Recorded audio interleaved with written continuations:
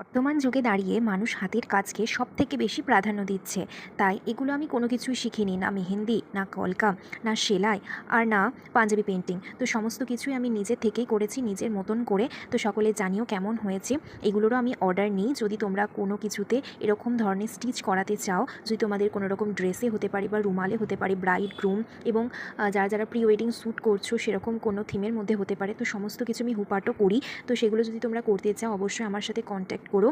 এবং আমার শহর কাটোয়া গ্রুপের পক্ষ থেকে প্রতিভা প্রকাশ বলে যে নিজে প্রতিভা প্রকাশ করার জন্য যে ব্যবস্থা নেওয়া হয়েছে, সেটাতে সত্যিই আমার ভীষণ ভালো লাগছে। আশা করছি তোমরা অনেকেই আছো যারা এরকম ধরনের কাজের সাথে যুক্ত আছো, তোমরা সকলেই এরকম ধরনের নিজেদের কিছু প্রতিভা তুলে ধরতে সাহায্য করো। ডিজাইনটা ভালো লেগেছে, এটা আমার একটা কাস্টমার নিয়েছিল।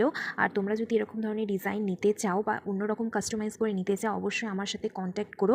এছাড়া 2024-এর মেহেন্দি বুকিং চলছে, তোমরা যারা কন্ট্যাক্ট করতে চাও অবশ্যই আমার সাথে কন্ট্যাক্ট করে নিও। তো